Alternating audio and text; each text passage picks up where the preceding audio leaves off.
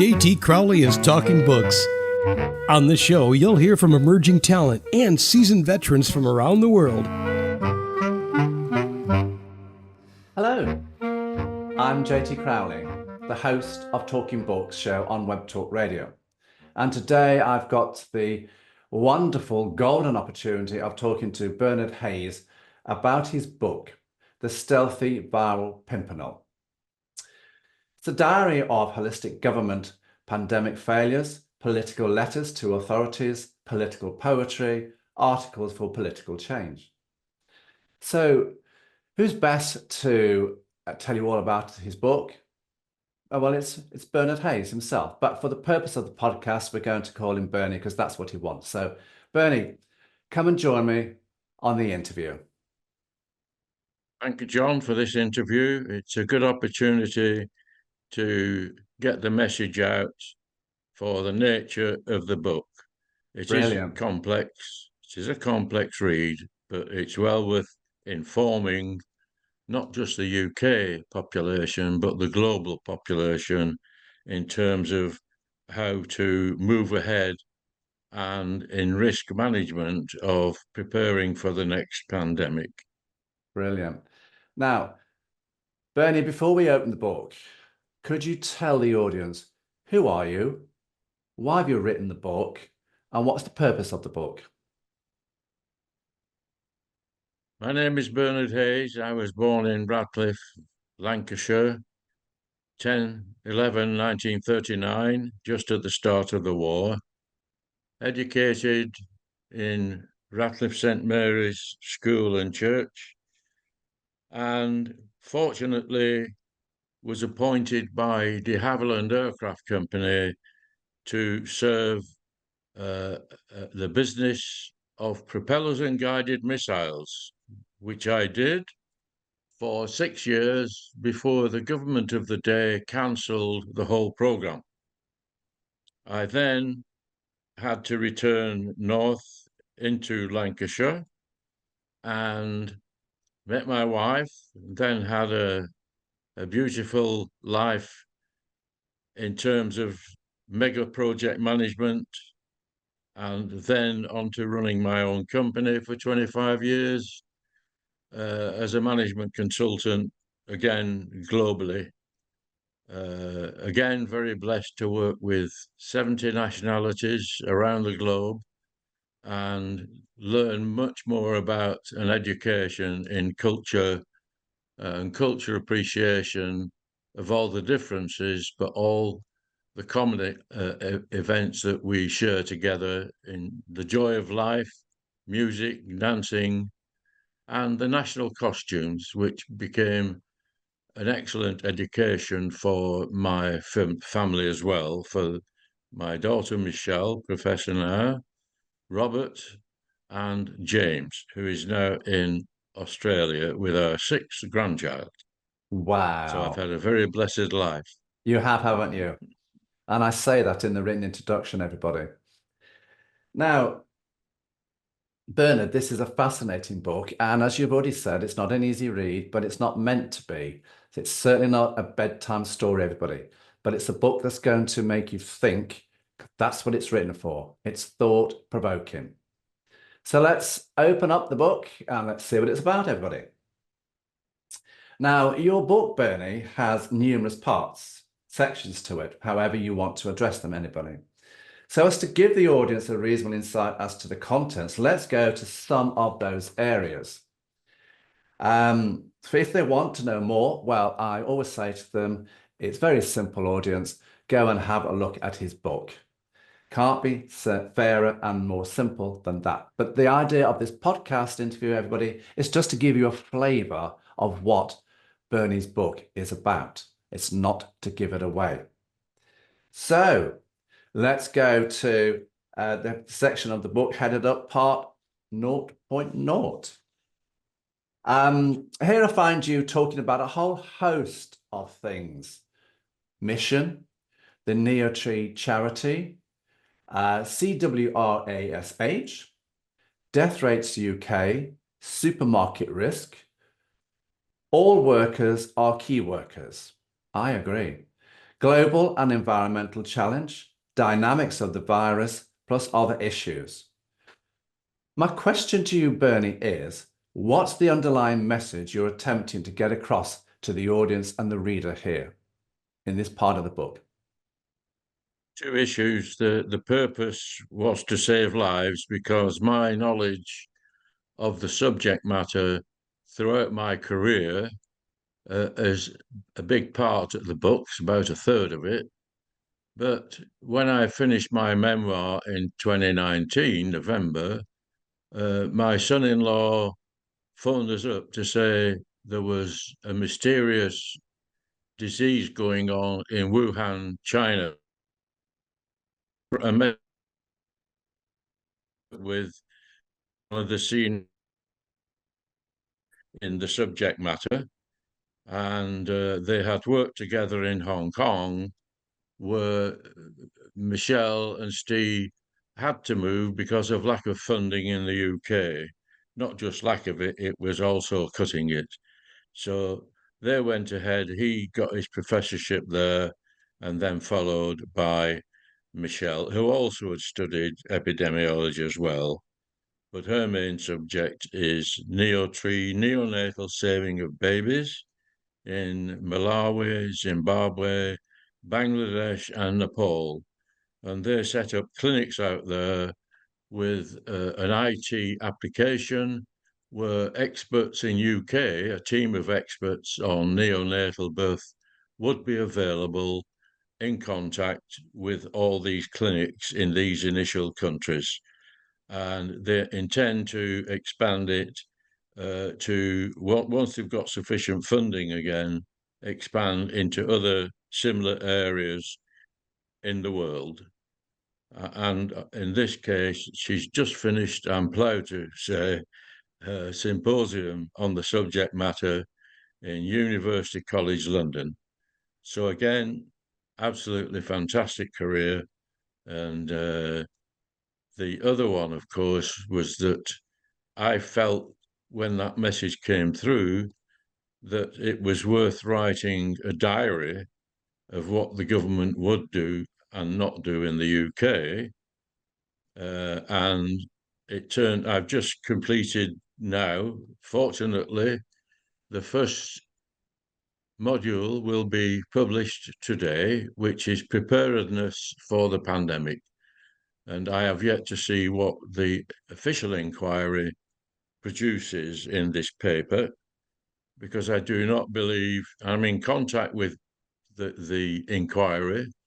I'm also in contact with the bereaved families group, because when my wife passed away, we were not allowed to see her when the government were partying and enjoying themselves, and we could not do that. So it was to hold the UK government, but the impact is a global impact, because the basic formula for so-called social gathering, 2.5 meters, is not a safe distance at all. But people globally are following the World Health Organization 2.5 social distance. It is impossible to actually achieve that and for it to be safe at all. So we need to challenge the whole structure of global preparation, not just the UK. And of course, I will mention her name. Your wife was Mary, wasn't she? Yeah, Mary Carmel, yeah. She was. Now, let's go a little bit further into the book, Bernie, under part 1.0, which you head up, the pandemic. You talk about viral DNA and RNA, differential analysis, the role Matt Hancock, the then Health Secretary for the UK, and his handling of the pandemic. Stay-at-home issue, collateral damage, Chief Medical Officer, journalists and the pandemic, culpable actions, plus again, a whole host of other issues. Again, where are you taking the reader and the audience here with this part of the book? Well, I mean, the fact is that the two major papers produced, 2011, 2017, the first paper, which was produced by 1,500 people of experts, generally scientists and senior medical people. One of the first statements in 2011 is stay at home, keep warm, drink lots of liquid. Well, to a person on dialysis whose kidneys don't work, drinking a lot of liquids mean I have to take it off. The more I drink, the more I have to take off. So that was just a personal thing. But it was also the fact that history has shown that staying at home in high-rise buildings, big families, aeroplane flight, tube flight, bus flight, enclosed environments just breed and transmit the virus much more quickly. So that, in its statement itself, was a bit of a death knell for those people who actually go out to work manually all day, live in enclosed environments, and that's why it spread a lot more quickly in these environments. And it was really something that was wrong with the first report, that they hadn't studied risk management properly.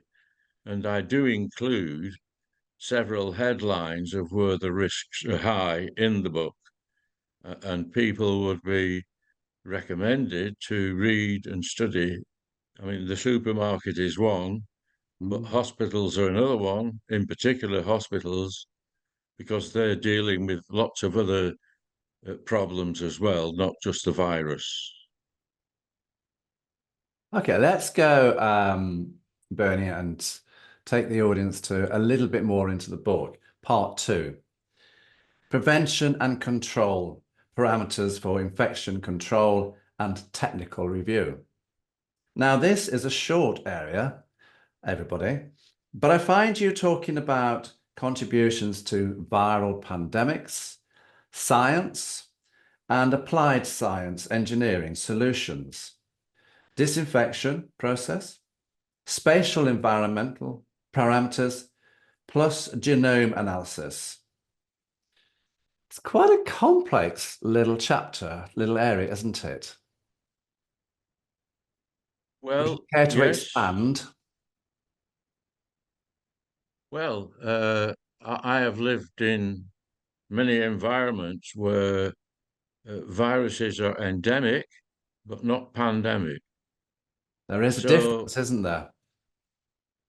I mean, the first position I held was as an aeronautical engineer on the Blue Streak missile system, and we had to ensure that what we were sending into the cosmos was, as far as possible, did not transmit any of the terrestrial diseases that we were aware of. I then covered other areas that are the major transmission causes. And again, a lot of the advice, I mean, Rishi came out with a comment about we will reduce the price of dining out. Yeah. Of course, that increased the contact in the pubs, the clubs, the restaurants, and his problems still went with him, I think, in the last election here. But this was one of the key issues and areas of transmission. And I hope that individuals would take care in future.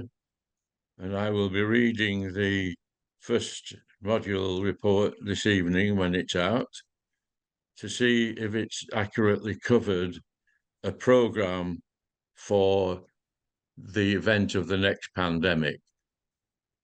Also, my son-in-law is now the Director General in running a team that are looking at preparing for the next pandemic. So he's now been appointed, seconded from Imperial College into the government to do that preparation. We will see if he can continue with the new government that's going in. So that's another issue. And just to clear a few things up, Ebony, Rishi Sunak, during the UK pandemic, was the Chancellor of the Exchequer, and then later went on to be the British Prime Minister, and now is not, because there's a new Labour government under Sir Keir Starmer in the United Kingdom, and that's what Bernie is on about, everybody. Yes, Now, correct. part 3 of your book, you have some very interesting topical matters that you touch upon. You head the section up, Career Experiences of Engineering Infection Control and Childhood Memories. I have to say, what caught my attention in this part of the book was when the virus struck. The Middle East problems, Africa and infection risks, yellow fever, the white man's grave, you say, malaria, cholera, tsetse fly, Ebola, and Iran infection control. And I have found it, how shall I say it, intriguing as to why you focused on these subject matters at this particular junction in the book. And so I was starting to think, why are you talking about these issues here, and what conclusions can the audience and the readers draw from this part of your book? Well, basically, it was running through an introduction to an audience that were not at all familiar with any of the common viruses in the countries that I'd worked. So I related my link with those countries because it was high risk. I mean, when I went before I went to West Africa, I went to see my GP to see what injections I should take, and he simply said, "Well, look, Bernard," said, "every year you spend in the tropics, you'll lose from your life." So, having spent 20 odd years in the Middle East and tropics, I find at 84, I would have been 100 today rather than 84. It was basically to introduce people of my experiences in the countries I'd worked, and Middle East, ears, nose, throat problems with air conditioning. I mean, in Dubai, they had a design of a house that didn't use air conditioning, but was kept cool all the time. But of course, with marketing of air conditioning, you then get air conditioning all over the place, which again produces locally endemics of a multitude of other diseases that live in the air conditioning systems. Yeah, so that's another major area.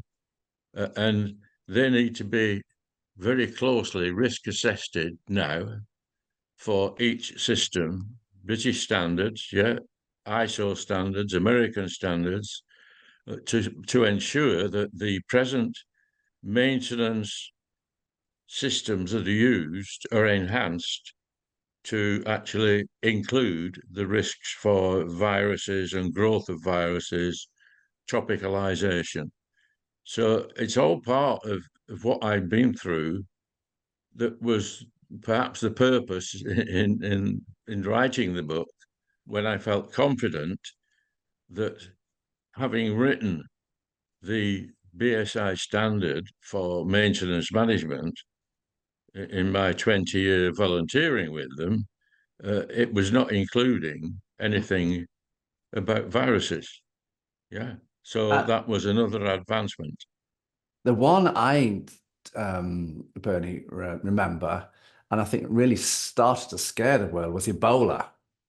Well, Ebola was a really, it had its place in history, and a very serious one. It's an awful disease, just like the COVID is. The other thing is that the untruths that were told, say in early 2021, there was another major issue, and that was, are the organisations in place to be able to deliver the recommendations that were made in the two major papers? And this proved to be highly controversial because I believe, from my knowledge, they have yet to implement all the problems that were identified in those two major papers. So they had a strategic plan within those papers as to what they should do in the event of knowledge of a pandemic building up. They didn't take any of that knowledge at all and apply it. And my concern at the moment is for the future, are they actually covering those two papers in detail and implementing those recommendations anyway?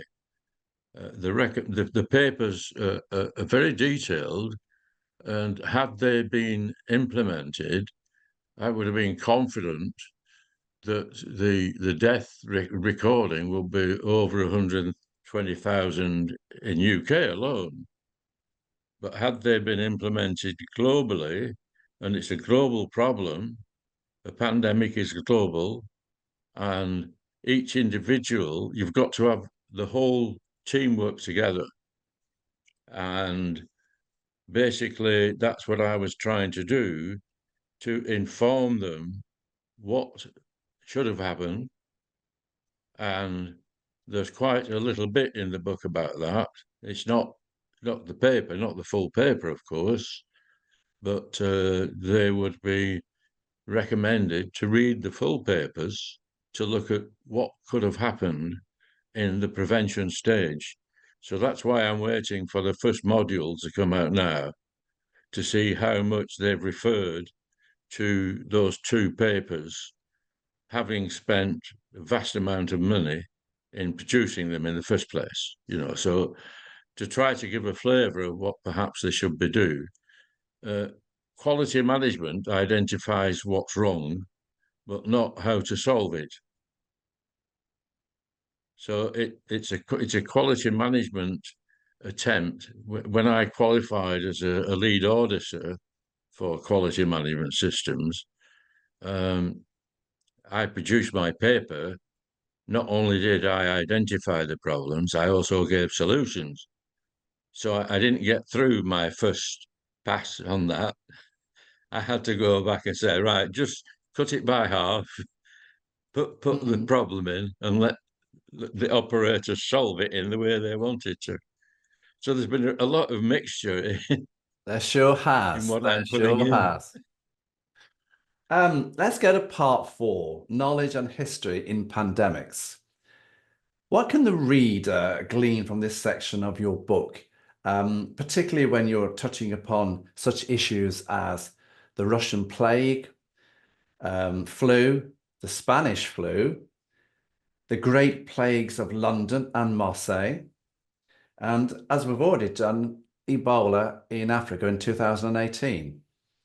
And we've got SARS and mutations from small animals first detected in Wuhan, China.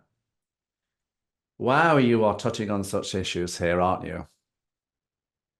Well, I'm putting examples together of what's happened in history, and one of the points there was that they managed to design barriers, masks, not of the not of the one now, because that's a different spec, but they actually designed very weird barriers in order to try and protect, and that the concept they had of what the transmissions were are included in some of these examples. It's basically to educate them on the fact that we should be aware that it will arise anywhere, more in the way we live, closeness to animals. At the time we had our animals in the house with us, didn't we?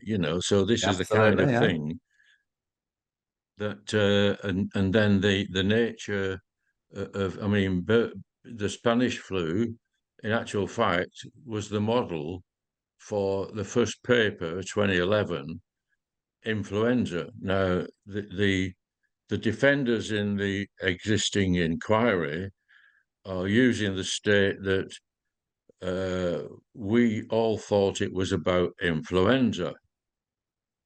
In actual fact, it was influenza, which is the biggest killer. So the strategic plan was based on influenza. And so Spanish flu, influenza, the family of COVID and SARS are all very similar linked. And within that, a lot of the DNA and RNA had actually been established. And it was only the variants that they had to check on. They didn't start from scratch. So they had a model that would not take too long. And in actual fact, they managed to do it in 4 to 6 months. And it was only because they already had DNA for quite a number of these viruses, but not the mutant, not the mutations that go in with it. And the speed of mutation is just, it's amazing, really. It's highly intelligent. That's the other thing, that the viruses are highly intelligent. Open to give them a flavour to be able to study a little bit more about, to protect themselves. Yeah, Of course, that's the problem with the vaccines now, COVID. They have to include the new variants because they are. And I understand, or my understanding of the Spanish flu was it came after the First World War. And of course, a lot of the countries, their finances were just absolutely, soaked up, and there was no money there available to address this. And the countries were war weary. And of course, there was no vaccines. And that's why I understand the Spanish flu was so devastating. Virulent, Mm. yeah. Yeah, absolutely. It was, yeah, 23 to 30, yeah. Yeah. I mean, the amount of deaths at that time for the total number and the per capita figures were horrendous. But the choice of Spanish flu as the model that how to manage the next, in other words, preparation for, which we're now looking at, and definitely, yeah. I mean, they lie dormant for so long, and then there's some environment for which they become the static, non-viral, and then Yeah. something happens. I mean, for instance, when I did the special report on Legionella for the government, actually for the British government, it was the fact that Reading was the head of HMRC, that's the tax people in the government, and there were deaths in there. And so I did the report of investigating what it was, why it was. And a British standard that was issued to save energy actually was one of the elements of the root cause of the Legionella, because they were trying to save energy, but at the same time, it created an environment of heat saving that was brilliant for heat saving, but not good for Legionella. Not for anything else. In your book, part 5, lessons learned or not. What's your viewpoint here? Well, I'm hoping that this paper that comes out tonight. I knew you were going to say that. I knew he was going Well, to I say mean, everyone. what could I say? Really, I mean, it was only my knowledge of, for instance, again, okay, Dominic Cummings. Now, Dominic was special advisor to Boris. Boris Johnson. Yeah. Now, he took his children when he knew that his wife was positive. He thought he was positive, and yet he went up for a birthday to see his parents in Durham. Yeah. Now, Well, that's in another English, issue. in English law, well, in English law, that's a criminal offence. And I understood when I looked at it, there were about 7,000 people in jail for the same crime at the time. But it was that not one journalist asked the question about the fact that you put your child at risk. So I've tried to emphasize that as well. I did Let me discuss it just with the clear something up Guardian. here, everybody. Yeah, Dominic Cummings was the special advisor to the then British Prime Minister Boris Johnson. That's what yes, Bernie's on about. yep. And it's all a political area. So I'm going to move on here because I want to go to part 6 in the book, which you head up, the political and class dogma, power and the people, quality management, disaster planning. Do you think they're still contentious, these areas?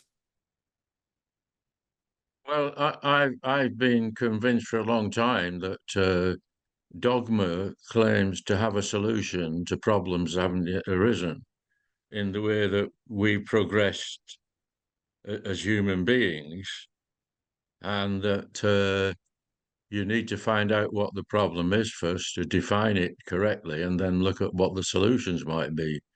But there's in politics, like the whipping system, it is an old method of calling in the hounds and the dogs. Oh, yes. That's why, yeah, and left politics and right politics was only coined you were left of the speaker or right of the speaker. Now, left wing now is what is this ultra right wing, what is ultra left wing, what is ultra centre. It doesn't say the purpose of the party is this. But first of all, the democracy that we should be looking at is the original concept of for the people, not for Parliament, not for Westminster, because they have rules and regulations which have got nothing to do with the country as a whole. And the last 14 years, I'm afraid, has just been the party, the party, the party, internalizing for 100,000 people who have the means to support the economy and then pull it out. So there's a lot wider subject matter that could also, be included as well, but it's not focusing on the pandemic. And No. the sad thing is that, sorry, when I wrote to Publish Health England, they said they weren't responsible. Now, I find that response, Really? Really? Oh, yeah, well. yeah, Let me just explain everybody else. I know we're talking, everybody, this is about the UK system, really. The chief whip and the whipping system in the House of Parliament is, it's a, how shall I say it? It's an organisation, it's a setup that within the political parties makes sure that the MPs follow the political viewpoints of their leaders, basically, whether they like it or yeah. not. But That's it I've in a included that nutshell. as well Yeah, I know. because speaking your own mind. Yeah, sorry. Yeah, so you can speak your own Yeah, mind as long as you do as we say. Yes, very good. Let's yeah. go to another. We could be here all day on this matter, everybody.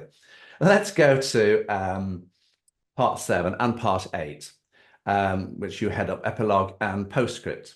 You highlight certain areas like Alodric's failure, responsive, leaderless excuse for, yes, men we have today. The Northern Powerhouse, the polluter must pay. Interesting. The UK pandemic and preparedness strategy 2011, and lots of other things. So very briefly, what can the author, not the author, sorry, the audience take from this part of the book? Well, basically, I went to the stage back to my career, which was terminated by the then government. The Blue Streak missile was meant to replace all the V bombers. All the aircraft industry was outsourced. I mean, all that we do at the moment is a little bit of wing development and design.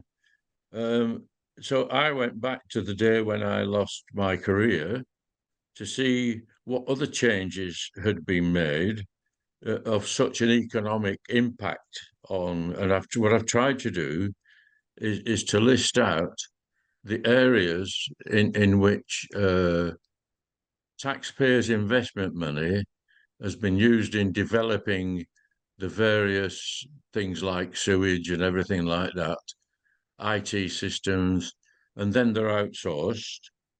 And now all that money goes to shareholders, and we're now asking the taxpayer to fund multi-billion pounds of support for all these industries. Oh, yes. So it's the quality of decision making here in terms of the politics. And again, it's like the democracy situation. Do we have a democracy for the people, by the people? I don't think we do. We just have a model. So it's all about modeling. And again, this is linked into the parties, isn't it? It's outsourcing of funding in 79. I've included that too in somewhere in the back, I think, in version 2. And the fact that we funded development of the industrial revolution in the Far East and Middle East. Now we're chasing that business again, and we'll never get it back because the ownership has passed on, not just the production, but the ownership has passed on. So it's a very deep impact on where we stand as a nation. And I mean, Great Britain was built on internal slavery and not just external slavery. No, absolutely. A bit like America, but there we go. Yeah. So, I mean, I just want to say there's an awful lot going on in your book, Bernie. It's very busy, everybody. It's not a bedtime read. It's a thought-provoking book. And it's based really around the way that it was the pandemic, the COVID pandemic, which started in 2019 in Wuhan, China, and how the political systems, those in power handled the situation, whether you deem them to have handled them well, not well, or indifferently. This is really what Bernard's book is about, everybody.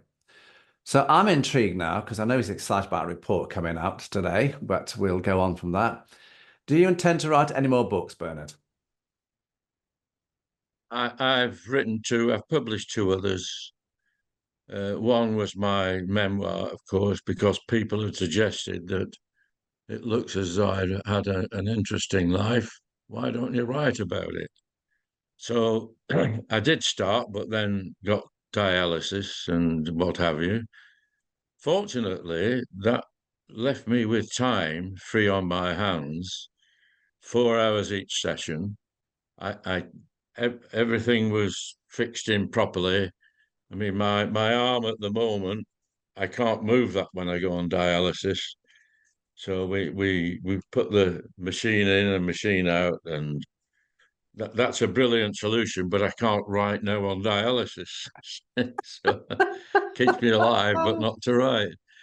And so the memoir was the first. This one I immediately started when we got the phone call from Steve to say he'd had a comment about the Wuhan. I thought, right, that will make, because it fits in with a lot of my career that I had to follow afterwards with the NHS, prevention systems, transmission prevention systems, and the like. And then I wrote my book of poetry, anthology of poetry, which 25 again poems. was focused on the pandemic. Yeah.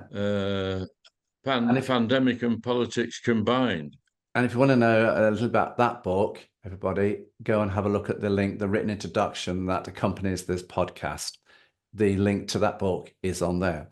Now, I understand, Bernie, that you can get your books from Amazon and from your publishers. And I think they're the 2 main sources where people can get your book. Am I right?